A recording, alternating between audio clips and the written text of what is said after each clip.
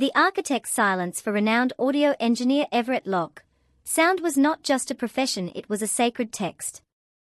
He could diagnose a city's anxiety by its traffic hum, read a person's soul in the cadence of their breath. His masterpiece, the retrofit of the historic Orpheum Theatre, was to be his legacy, a fusion of Gilded Age grandeur and cutting-edge acoustic purity. The Orpheum's sound would be a velvet glove striking a crystal bell, as Head famously promised the board. Then, the silence began. It wasn't an absence of noise. It was the insertion of a void. During a critical calibration test of the main hall's resonant frequency, his sensitive array of microphones captured it. A 3-second pocket of perfect, digital null. A hole in the soundscape. The equipment registered it as an anomalous damping event. His own ears, trained for decades, heard nothing amiss in the moment, only the ghostly after-impression of something missing, like a word on the tip of a tongue. He reran the tests. The silence didn't reappear. He blamed a faulty buffer in the recording software. The second incident was a scent. In the newly restored catwalk, 60 feet above the orchestra seats, he caught a whiff of ozone and hot solder, the smell of a vintage tube amplifier under stress. Yet, all the Orpheum's new systems were solid-state, cold, and digital. The scent hung for a moment and was gone, a phantom in the rafters. The third was a tremor. Not in the earth, but in the data. The theatre's complex system of seismic and acoustic dampeners, designed to isolate the hall from subway rumble, showed a series of tiny, corrective pulses.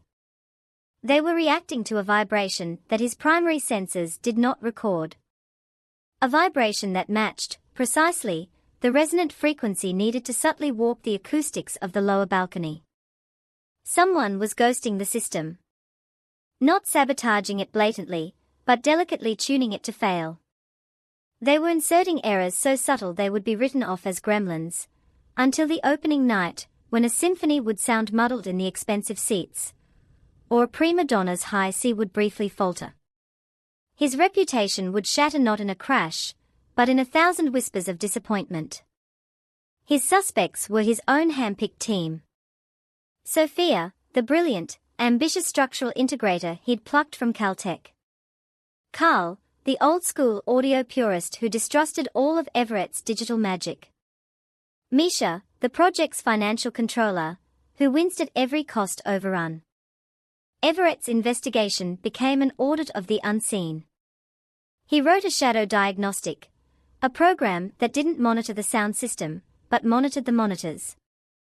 It tracked access logs, sensor calibrations, and the root commands of the acoustic modeling software. He found the ghost. Buried in the code governing the variable acoustic banners, huge, digitally controlled fabric panels that adjusted the hall's reverberation, was a beautiful, malicious little algorithm. It was dormant, waiting for a specific trigger. The decibel level of a sustained orchestral crescendo. When activated, it would subtly misalign a key panel by 2 mm, creating a phased interference pattern that would drain the warmth from the strings. It was acoustic murder, precise and undetectable to anyone but him. The digital signature on the code patch was a work of art. It wasn't forged. It was inherited. It used an old, deprecated administrative key that had belonged to the theatre's original, deceased consultant. A key only Everett and his inner circle knew existed, and whose passphrase was the latitude and longitude of the Orpheum itself, a fact known to all of them.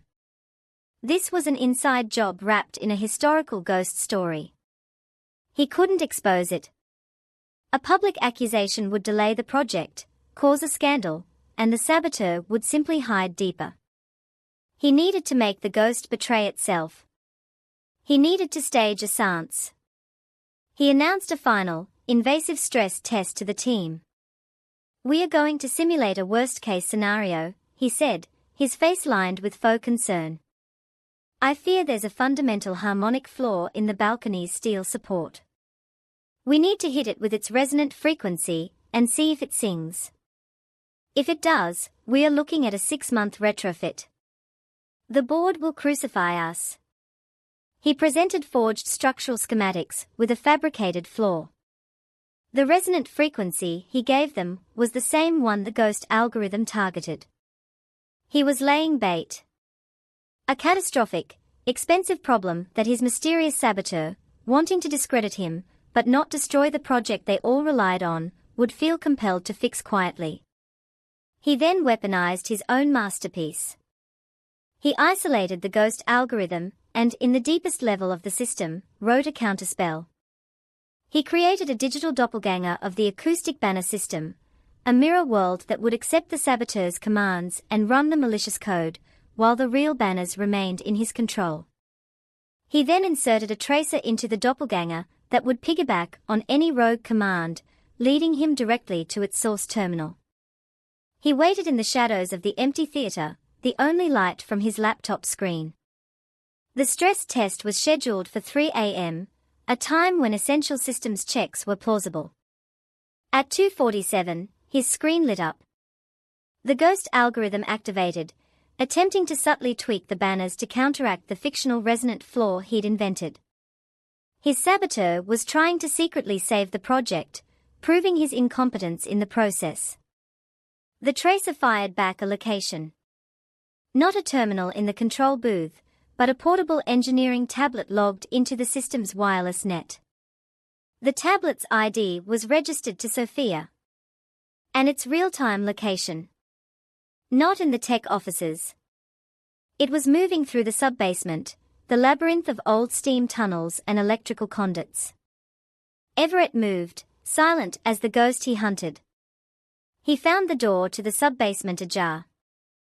The smell of ozone and hot solder was strong now, mixed with damp concrete. He followed the beam of his flashlight. In a vaulted brick chamber housing the theater's original, century-old electrical switchgear, he found her. Sophia. She wasn't alone.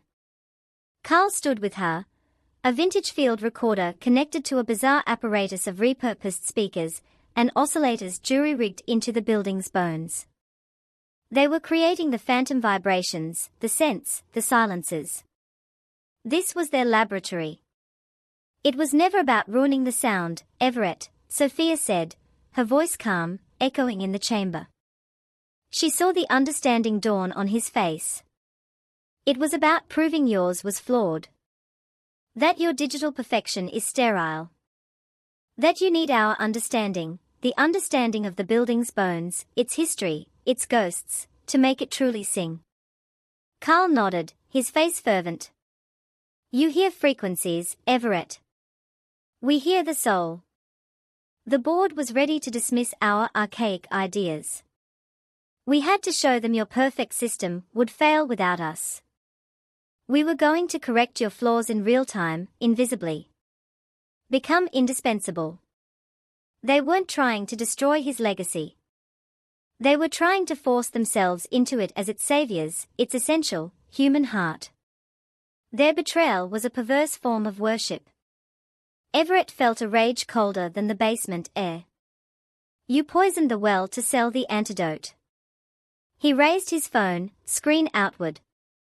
It showed the live feed from a camera he'd hidden in the catwalk, showing this room, recording their confession. It also showed the stop command he'd just sent, killing all power to their makeshift apparatus and the entire doppelganger system. The board isn't watching a stress test. They are watching this. Your employment and your reputation are finished. The opening night of the Orpheum was a triumph. The sound was, as promised, a revelation. Everett took his bow alone on the empty stage after the crowd left, the gilded hall shimmering in the work lights. The silence that greeted him now was pure, earned, and deep. It was the sound of a masterpiece completed, and of the human echoes that had tried, and failed, to haunt it. He had preserved the architecture of sound, but the architecture of trust lay in ruins at his feet. He listened to the perfect silence, and for the first time, heard only the loneliness of absolute control.